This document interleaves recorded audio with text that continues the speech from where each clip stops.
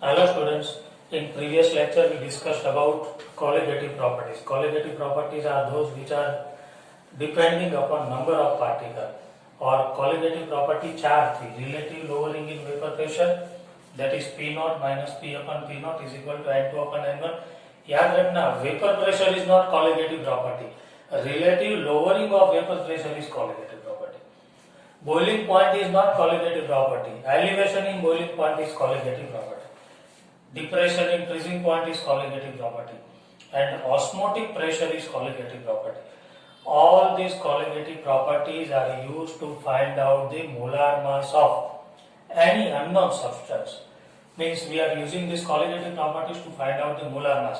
इस सबके फॉर्मूला में मोलार मास है ना, N2 मतलब W2 अपन N2, और इसमें भी नीचे मोलार मास आएगा, ये मोलालिटी है.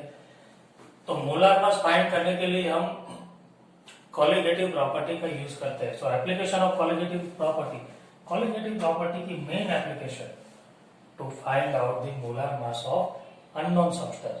बट एक प्रॉब्लम है कि if we find out the molar mass of electrolyte, यदि हम कॉलिगेटिव प्रॉपर्टी का यूज इलेक्ट्रोलाइट के मोलर मास फाइंड करने के लिए करते हैं, को पता there are two type of compound, non electrolyte and electrolyte. Non electrolyte मतलब जिसका डिसोसिएशन नहीं होता हो, like urea, glucose, sucrose, fructose. And electrolyte मतलब जो अंदर जाके डिसोसिएट हो जाए या तो एसोसिएट हो जाते थे. तो नॉन इलेक्ट्रोलाइट का मोलर मास आप इससे फाइंड करेंगे तो कोई प्रॉब्लम नहीं. But if you use the colligative properties to find out, खास ध्यान रखना, if you use the colligative properties to find out the molar mass of electrolyte, then the molar mass will be wrong. मतलब आपके molar mass का answer wrong आएगा, abnormal आएगा. क्यों wrong आएगा? Because colligative property depends upon number of particle, और electrolyte के तो पार्टिकल अंदर जाके चेंज हो जाते हैं. मतलब आपने ये NaCl अंदर ऐड किया तो अंदर जाके 2 हो जाता है ना, Na प्लस NCl माइनस. एक एल्यूमिनियम क्लोराइड ऐड किया तो अंदर जाके 4 हो जाएंगे. एक एल्यूमिनियम एंड 3 क्लोरीन, मतलब टोटल 4 पार्टिकल. तो particle change, colligative property change, मतलब जो मिलना चाहिए थियोरिटिकली उससे अलग हमें रियल में मिलेगा. If we use the colligative property to find out the molar mass of electrolyte, then the electrolyte will be wrong. Sorry, molar mass will be wrong, and the molar mass is called abnormal molar mass. वो wrong molar mass होगा. यदि आप colligative property का use electrolyte के molar मास को find करने के लिए करते हैं तो आपका मिलने वाला मोलर मास रॉन्ग होगा, क्योंकि इलेक्ट्रोलाइट के पार्टिकल चेंज होते हैं, it depends upon number of particle. तो वो रॉन्ग मोलर मास जो मिलेगा उसे हम क्या बोलते हैं? Abnormal molar mass. तो मुझे रॉन्ग फाइंड नहीं करना, मुझे तो करेक्ट मोलर मास उसका फाइंड करना है कि उसका राइट और रियल मोलर मास क्या है. तो to find out the correct molar mass of electrolyte, मतलब यदि आप ये प्रॉपर्टी इलेक्ट्रोलाइट के लिए यूज करना चाहते हैं तो आपको ये सबको एक फैक्टर से मल्टीप्लाई करना होगा. This properties must be multiplied by the one factor which is called want of factor I से मल्टीप्लाई करना होगा. कब I से मल्टीप्लाई करेंगे, खास ध्यान में रखना है, फॉर इलेक्ट्रोलाइट ओनली, क्योंकि यदि I नहीं लगाएंगे तो मोलर मास रॉन्ग आएगा, एबनॉर्मल आएगा. तो ये I क्या है? That is want of factor. उसके बारे में हम डिस्कस करते हैं.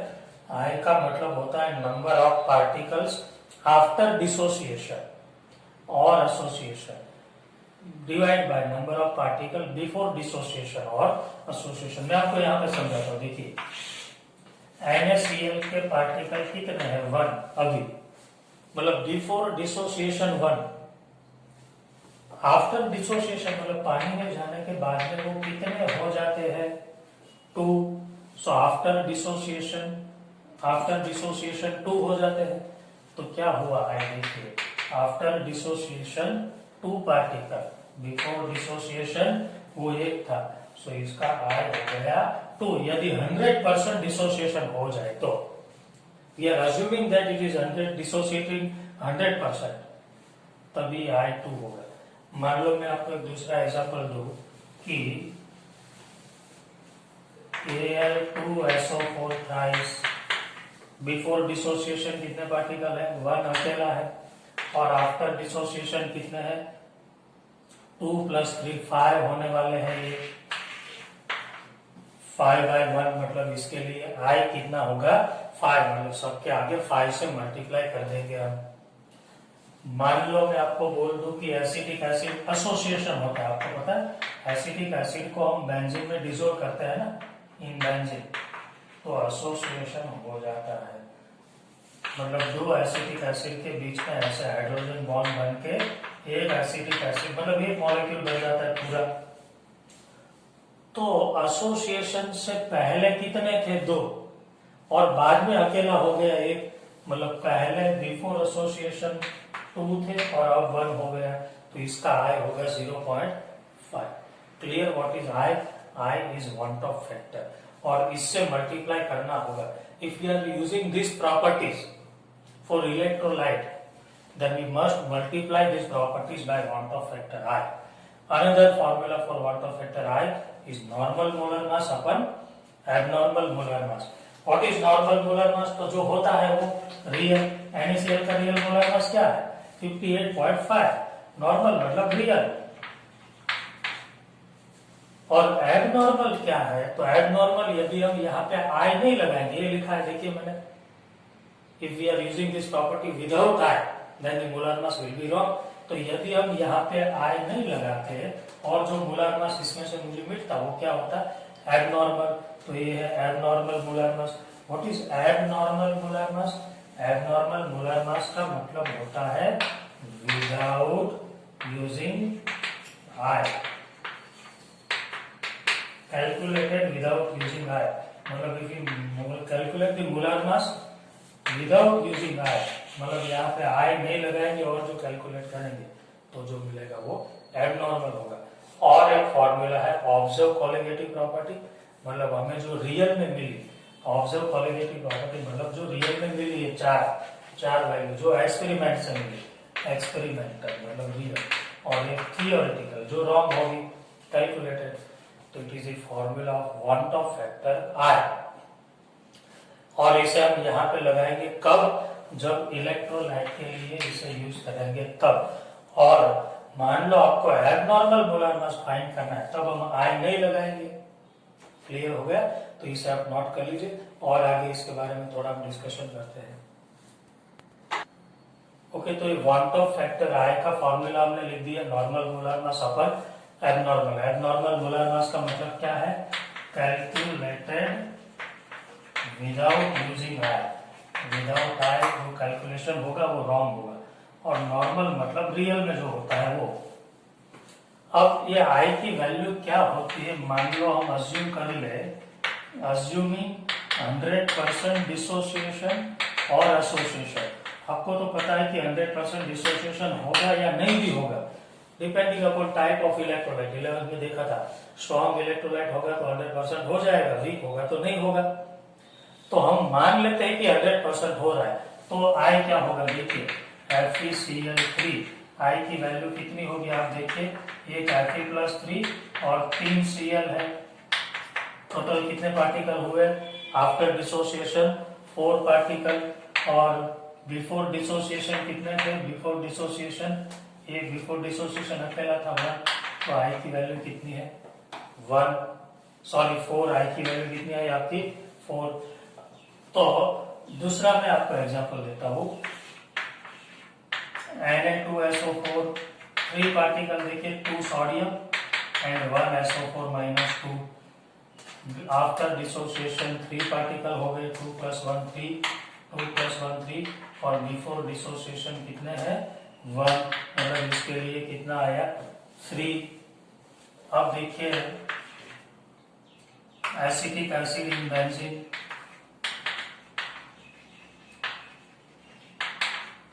बेंजीन जब एसिटिक एसिड में जाएगा तब वो 2 कंबाइन होके एक हो जाएगा, मतलब एसोसिएशन होगा, मतलब एसोसिएशन होने के बाद में वो एक बन जाएगा। एसोसिएशन होने से पहले वो कितने थे 2, मैंने अभी अभी आपको एग्जांपल दिया, ये 2 बिफोर एसोसिएशन, जैसे ही अंदर जाएंगे ना वो दोनों कंबाइन हो जाएंगे, हाइड्रोजन बॉन्ड से हमने आगे देखा है। तो बिफोर एसोसिएशन वो 2 थे, और आफ्टर एसोसिएशन वो 1 हो गए, तो इसका आया 0.5। इसका मतलब हम क्या मान सकते, देखिए कि I की वैल्यू क्या हो सकती है, खास इंपॉर्टेंट पॉइंट, I सबसे पहला और डिसोसिएशन, मतलब जब डिसोसिएशन होगा तब I कितना आ रहा है, देखिए 4, 3, मतलब greater than 1। For dissociation I is greater than 1 always. For association I is less than 1। Association 2 case में हमने लिखा था acidic acid in benzene and benzoic acid in benzene. And for non electrolyte, मतलब जिसका कुछ होगा ही नहीं, डिसोसिएशन एसोसिएशन, वो तो उसका I1 होगा, बिकॉज बिफोर डिसोसिएशन भी 1 था, आफ्टर डिसोसिएशन भी 1, because there is no dissociation और एसोसिएशन। और ये I1 किसके लिए होता है, ग्लूकोज, फ्रुक्टोज, सुक्रोज, यूरिया, ये हमने लिखा था नॉन इलेक्ट्रोलाइट के लिए। तो इंपॉर्टेंट, आपको कोई पूछ ले कि FeCl3 का I कितना होगा, always greater than 1। we are assuming that 100% dissociation is there। it is possible कि 100% नहीं भी होता होगा, 100% नहीं भी होता होगा, तो कितने परसेंट होता है वो कैसे पता चलेगा, तो उसके लिए एक है परसेंटेज ऑफ डिसोसिएशन। डिसोसिएशन 100% नहीं भी होता होगा, तो उसे हम बोलते हैं परसेंटेज, मतलब डिग्री ऑफ डिसोसिएशन अल्फा। कितने परसेंट डिसोसिएशन वो दिखाएगा आपको, अल्फा इज इक्वल टू होगा I-1 अपन n-1, I-1 अपन n-1। ये है DOD।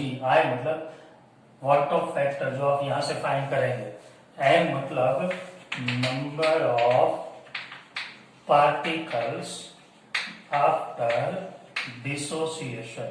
डिसोसिएशन के बाद में कितने पार्टिकल बने, NaCl में 2 बनते हैं, so number of particle after dissociation, it is DOD। इसे मल्टीप्लाई बाय 100 कर देंगे तो पता चल जाएगा कितने परसेंट डिसोसिएशन हुआ। एंड डिग्री ऑफ एसोसिएशन,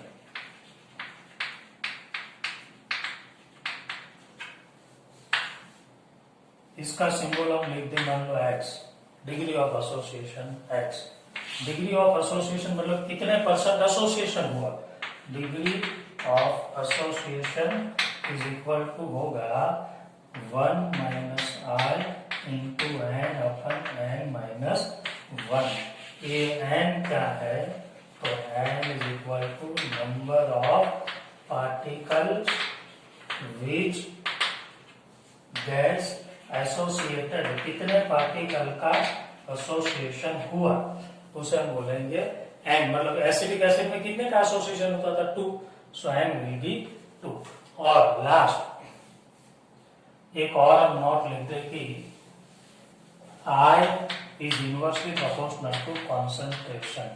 मतलब जैसे जैसे वाटर ऐड करते जाएंगे ऐसे ऐसे I की वैल्यू इंक्रीज होगी, क्योंकि जो डिसोसिएट नहीं हुए थे वो भी होने लगेंगे वाटर ऐड करने से।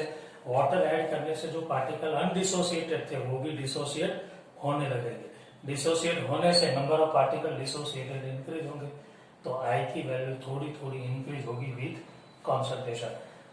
वीक इलेक्ट्रोलाइट के लिए बहुत ज्यादा इंक्रीज होगी और स्ट्रॉन्ग के लिए कम होगी, क्योंकि स्ट्रॉन्ग तो ऑलरेडी पहले से डिसोसिएटेड होते हैं। So it is all about I। ये I क्या है, तो वांट ऑफ फैक्टर कब लगाएंगे, जब इलेक्ट्रोलाइट के मोलर मास का कैलकुलेशन करना होगा तब यहाँ पे लगाएंगे। नहीं लगाएंगे तो क्या होगा, मोलर मास जो आएगा उसे हम क्या बोलेंगे, एबनॉर्मल मोलर मास। सिर्फ इलेक्ट्रोलाइट के लिए लगाएंगे, नॉन इलेक्ट्रोलाइट के लिए नहीं। इसके 2 एग्जाम्पल हम कर लेते हैं, फिर हम इस चैप्टर को यहाँ पे कंप्लीट करेंगे। इससे पहले आप नोट कर लीजिए। Okay, so we studied about 4 colligative properties: relative lowering in vapor pressure, delta TB, delta TF, and osmotic pressure. These colligative properties are mainly used to find out the molar mass of any unknown substance. But if we find out the molar mass of non-electrolyte using colligative property, then there is no problem. But if we find out the molar mass of electrolyte by using the colligative property, then the molar mass will be abnormal, wrong. And that's why to find out the correct molar mass, we have to multiply the colligative properties by want of factor I. उसके दो examples हम देखते हैं क्या करना होता है. 0.636 gram of acetic acid is dissolved in water. Acetic acid is electrolyte. Non electrolyte तो हमारे पास 4 है इस चैप्टर में, glucose, fructose, sucrose and urea. Acetic acid के 2 काम है, डिसोसिएशन भी होता है और एसोसिएशन भी होता है. When it is dissolved in water, it gets dissociated. When it is dissolved in benzene, it gets associated. So अभी तो वो वाटर में मतलब डिसोसिएशन होने वाला है. इलेक्ट्रोलाइट है ये. 1 किलोग्राम वाटर मतलब W2 weight of acetic acid कितना है 0.636. फिर वेट ऑफ सॉल्वेंट वाटर कितना है 1000 ग्राम.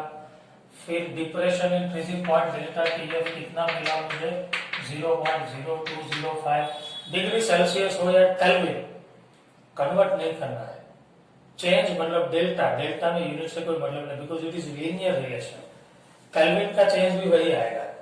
आपको फाइंड करना है आई एंड दूसरा फाइंड करना है degree of dissociation alpha and तीसरा डिसोसिएशन कांस्टेंट के ए. सबसे पहले आप लगाएंगे आई का फॉर्मूला. आई क्या होता है normal molar mass upon abnormal molar mass. Acetic acid का नॉर्मल मोलार मास क्या होता है रियल में 12 plus 3 plus 12 plus 16 plus 16 plus 160. Abnormal क्या होता है मैंने आपको बोला था, if you find the molar mass without using i then it will be abnormal. और वो हम फाइंड कर लेते हैं. abnormal molar mass KF into N. Molality, molality मतलब W2 into 1000 अपन N2 into W1. सब वैल्यू दे देखिए delta TF is given W2, W1, फिर KF की वैल्यू यहाँ पे दी है. आप यहाँ से क्या फाइंड कर लेंगे N2. जो भी आएगा वो आपका होगा एबनॉर्मल मोलार मास. वो आप एबनॉर्मल मोलार मास की वैल्यू यहाँ पे रख देंगे तो आपको क्या मिल जाएगा आई. अब हमें क्या फाइंड करना है degree of dissociation alpha. Alpha का फॉर्मूला क्या लिखा था मैंने I-1 N-1. आई यहाँ से मिला. N कितने पार्टिकल. एसिटिक एसिड का डिसोसिएशन करवाओ कितने पार्टिकल बनते हैं आपको पता है. Acid donates H+ and acetic acid donates 1H+. कितने पार्टिकल हुए 2. तो N इज इक्वल टू 2. ये आई यहाँ पे रखना है. N2 है. अल्फा मिल जाएगा आपको. अब क्या फाइंड करना है डिसोसिएशन कांस्टेंट ऑफ एसिड. याद कीजिए 11th इक्विलिब्रियम वाला chapter dissociation constant that is Ka. क्या होता था अल्फा स्क्वायर C अपन 1 माइनस अल्फा. ये अल्फा को हम नेगलेक्ट कर देंगे. 1 माइनस अल्फा मतलब इसे 1 हो जाएगा. अल्फा यहाँ से रख देंगे. C मतलब मोलारिटी, मोलारिटी मतलब W2 into 1000 upon molar mass into volume. Volume कितना लगे तो 1000 gram that is 1000 ml because हम वाटर की डेंसिटी 1 लेते हैं. तो ये वॉल्यूम मोलार मास 60 लेंगे नॉर्मल क्योंकि मोलारिटी तो हमें रियल चाहिए ना. ये 60 ये 1000. W2 कितना है वेट 0.636. तो आपको मोलारिटी मिलेगी. ये मोलारिटी है, मोलारिटी जिसे हम यहाँ पे रख देंगे कि ये हो जाएगा. क्लियर. तो ऐसे हम इसे सॉल्व करेंगे. Now next question second. 2 gram benzoic acid is dissolved in 25 gram of benzene. देखिए बेंजोइक एसिड को बेंजीन में डिसॉल्व किया. बेंजोइक एसिड का भी वही है, वाटर में डिसॉल्व करो तो डिसोसिएशन, बेंजीन में डिसॉल्व करो तो एसोसिएशन.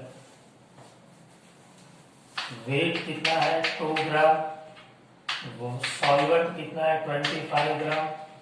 फ्रीजिंग पॉइंट का डिप्रेशन डेल्टा TF कितना हुआ 1.62. आपको कितने परसेंट एसोसिएशन हुआ मतलब डिग्री ऑफ एसोसिएशन फाइंड करना है. डिग्री ऑफ एसोसिएशन तो क्या करेंगे, डिग्री ऑफ एसोसिएशन का फॉर्मूला क्या है, 1 minus R into N upon N minus 1। N कितने हैं, डाइमर मतलब कितने एसोसिएट होते हैं, 2, तो एन इज इक्वल टू 2। तो एन तो हमें पता है, आई फाइंड करना होगा। आई कैसे मिलेगा, तो normal molar mass upon abnormal molar mass. What is normal molar mass of acetic acid, sorry benzoic acid, यहां से कैलकुलेट कर लेंगे हम, 122 होगा। एबनॉर्मल कहां से मिलेगा, विदाउट यूजिंग आई। एबनॉर्मल मोलर मास मैंने बोला था विदाउट यूजिंग आई, इसमें आई मत लगा हुआ, मोलारिटी है ना, W2 इंटू 1000 अपन M2 इंटू W1, यहाँ से आपको मिल जाएगा M2, और वो M2 होगा आपका एबनॉर्मल मोलर मास, जिसकी वैल्यू आप यहाँ पे रखेंगे तो आपको I मिल जाएगा, और I की वैल्यू आप यहाँ पे रख देंगे। N तो 2 है बिकॉज 2 पार्टिकल का association, degree of association H मिल जाएगा, इसे आप मल्टीप्लाई बाय 100 कर देंगे तो परसेंटेज मिल जाएंगे। क्लियर, तो ऐसे हम सॉल्व करेंगे वांट ऑफ फैक्टर वाले क्वेश्चन। तो यहाँ पे हम चैप्टर को कंप्लीट करते हैं। नेक्स्ट लेक्चर में कुछ very very important tips and tricks और एमसीक्यू कैसे सॉल्व करते हैं वो हम देखेंगे। इसे अभी अपना